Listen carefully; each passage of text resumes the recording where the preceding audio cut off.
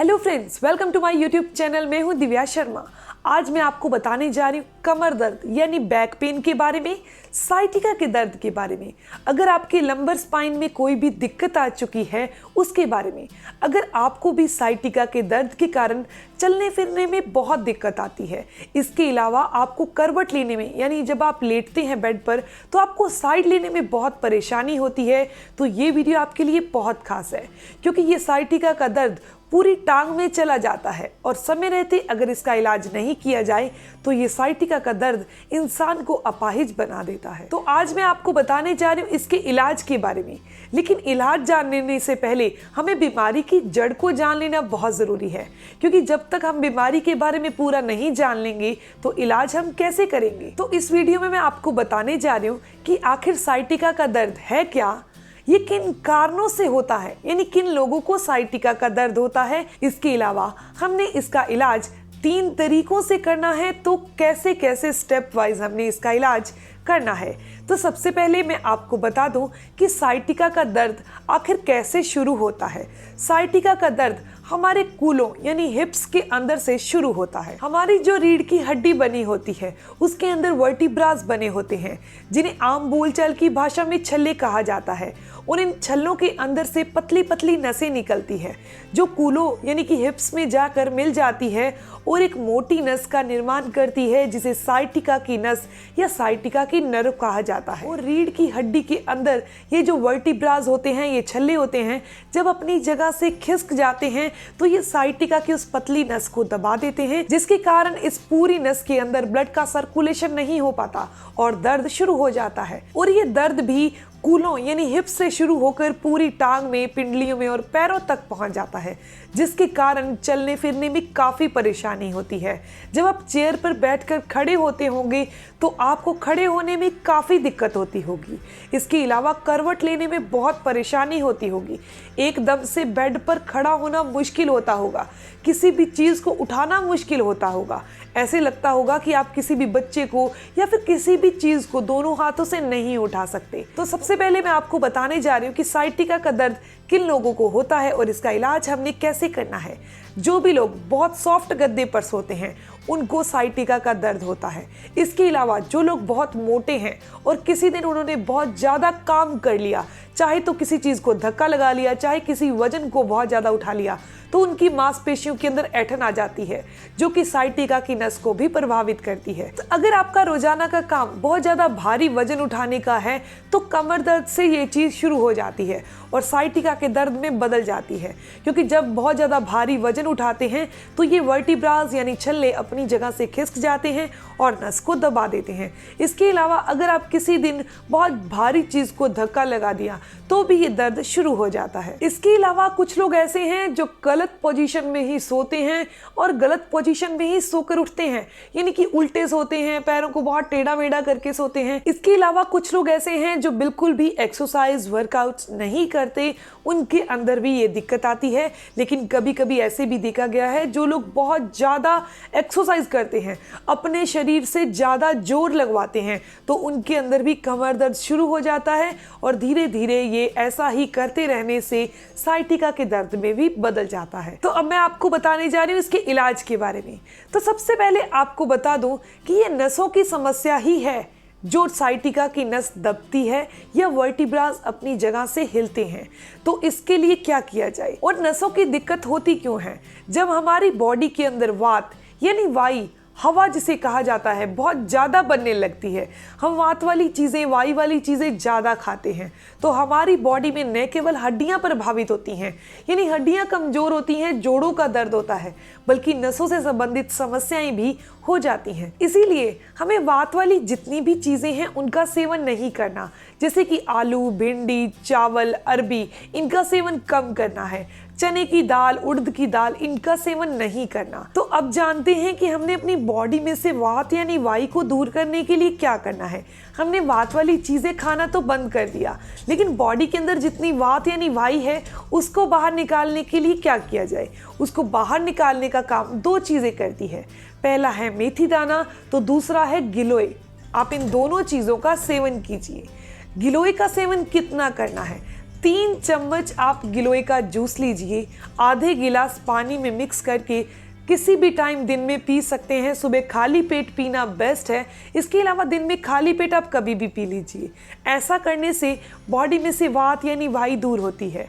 गिलोय के और भी बहुत सारे फायदे हैं। ये हमारे जोड़ों के दर्द को दूर करती है, डायबिटीज़ को क्योर करती है, इसके अलावा हमारे अंदर खून की कमी नहीं होने देती, प्लेटलेट्स को घटने नहीं देती। तो आपने रोजाना 3 चम्मच गिलोय जूस का सेवन ज़रूर करना है। अगर आपको गिलोय की बेल मिल जाए और उस बेल को आप हल्के हल्के क्रश कर लीजिए, इतनी बेल लेनी है और उसको क्रश कर लेना है। 1 गिलास पानी के अंदर उसे डिप करके रख दीजिए और सुबह उस पानी को बॉईल कर लीजिए, ठंडा करके छान कर पी लीजिए। इस तरीके से पी सकते हैं। अगर आपको किसी ऐसे इलाके में रहते हैं जहां आपको गिलोय की बेल नहीं मिलती, तो आप क्या करिए, आप जूस ही मंगवा लीजिए और उसका सेवन तो ज़रूर कीजिए। मार्केट में ये जूस बहुत आसानी से मिल जाता है। अगर आपको नहीं मिले तो जहां से ये मिलता है उसका लिंक आपको डिस्क्रिप्शन बॉक्स में मिल जाएगा। अब बात करते हैं दूसरी चीज़ की। हमने क्या करना है, अपनी नसों में आई सूजन को दूर करना है, इन्फ्लामेशन को दूर करना है। क्योंकि जब तक नसों में आई सूजन और मांसपेशियों में आई सूजन को दूर नहीं किया जाएगा तो जो नस दबी है वो ठीक कैसे होगी। तो सूजन और इन्फ्लामेशन को दूर करने का काम मेथी दाना करता है। मेथी दाना हमारी बॉडी में से वात को भी दूर करेगा, वायु को भी दूर करेगा और इन्फ्लामेशन यानी सूजन को भी दूर करेगा। मेथी दाना खाने से वजन भी घटता है, डायबिटीज़ भी क्योर होती है। इसके और भी बहुत सारे फायदे हैं। इसके अंदर अच्छी मात्रा में कैल्शियम भी होता है। तो आपने क्या करना है, रात के टाइम 1 चम्मच मेथी दाना भिगो कर रख देना है और सुबह आपने इस भिगी हुई मेथी को खा लेना है और इसका पानी भी पी लेना है। लेकिन एक चीज़ का ध्यान रखिएगा, जिनकी बॉडी भी पित्त वाली है यानी जिनके अंदर भी एसिड बहुत ज़्यादा बनता है, वो मेथी दाने का इस्तेमाल नहीं करें।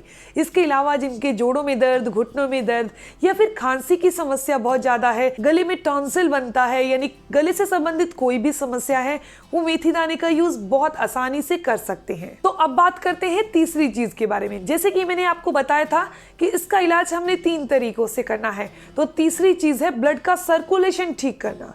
ब्लड का सर्कुलेशन ठीक करने की बेस्ट चीज़ है हमें गार्लिक यानी लहसुन का सेवन करना चाहिए। सिर्फ 2 कली लहसुन खानी है। आप कहते होंगे कि हम सब्जी में डालकर रोज खाते हैं, लेकिन नहीं, कच्ची लहसुन खाने के बहुत सारे फायदे हैं।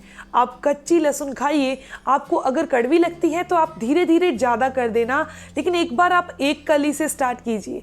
आप उसे हल्का हल्का क्रश करके मुंह में रख लीजिए और पानी के साथ उसे निगल लीजिए। अगर आप अपने दांतों से चबा सके तो दांतों से चबा लीजिए।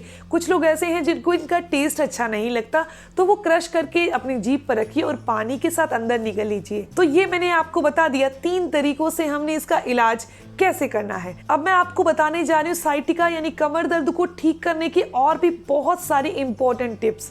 सबसे पहली चीज, आपने रोजाना एक्सरसाइज जरूर करनी है। तो एक्सरसाइज में आपको 2 ऐसे योगासन बता रही हूँ जो कमर दर्द, साइटिका के दर्द को ठीक करने के लिए बहुत फायदेमंद है। पहला है भुजंगासन और दूसरा है कमर चक्रासन। ये दोनों ही आसन कमर दर्द, साइटिका के दर्द को ठीक करते हैं। आपको एक दिन में आराम नहीं देंगे, लेकिन एक चीज का ध्यान रखिएगा, रोजाना दिन में 2 बार करिएगा, सुबह और शाम, खाली पेट। आपने कोई भी योगासन, कोई भी प्राणायाम खाली पेट ही करना है। जब आप इसे खाली पेट करेंगे तो आपको इसके फायदे बहुत ज़्यादा मिलेंगे और खाना खाने के बाद इनको नहीं किया जाता। इसके अलावा अब मैं आपको 2 और चीज़ें बता रही हूँ। पहली चीज़ है मसाज। आपने तिल का तेल लेना है। कारण क्या है तिल के तेल के पीछे? ये हमारे ब्लड के सर्कुलेशन को बेटर करता है। दूसरा, ये थिक होता है यानी गाढ़ा होता है। कोई भी मालिश वाला जो तेल होगा वो गाढ़ा ही होगा। तो आपने तिल का तेल लेना है और उसे अपनी उस टांग पर मालिश करनी है जहाँ भी आपको साइटिका का दर्द होता है।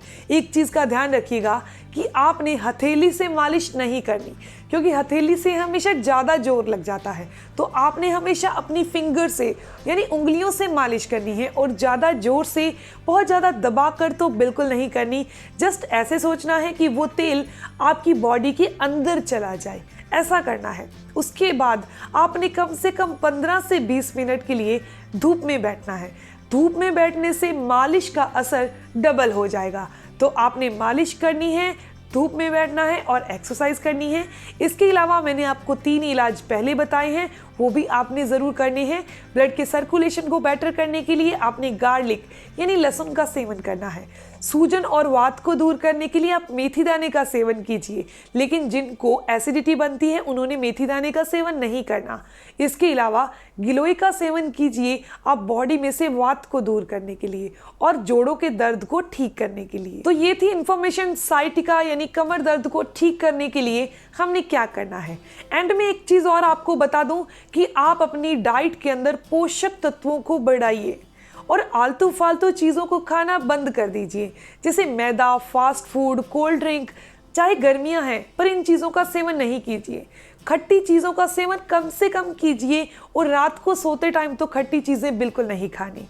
फ्रिज का ठंडा पानी या फिर बर्फ वाला पानी तो बिल्कुल नहीं पीना। अगर आपने इन सभी चीज़ों को फॉलो कर लिया तो बहुत ही जल्दी आपका कमर दर्द, साइटिका का दर्द और लंबर स्पाइन में आई हुई दिक्कत ठीक हो जाएगी। अगर आपको ये इन्फॉर्मेशन अच्छी लगी तो आप इसे लाइक ज़रूर करिएगा और अपने फ्रेंड्स के साथ ज़रूर शेयर करिएगा। मिलते हैं नेक्स्ट वीडियो में, तब तक के लिए stay healthy, always be happy. Thank you for watching my video. Okay, bye. अगर मैं बात करूं मेथी दाने की, तो मेथी दाना आपको अपने घर पे बहुत आसानी से मिल जाएगा, नहीं तो आपको मार्केट में अवेलेबल हो जाएगा। अगर आप कोई ऐसे इलाके में रहते हैं जहां आपको मेथी दाना भी अवेलेबल नहीं है, तो जहां से ये मिल सकता है उसका लिंक आपको डिस्क्रिप्शन बॉक्स में मिल जाएगा।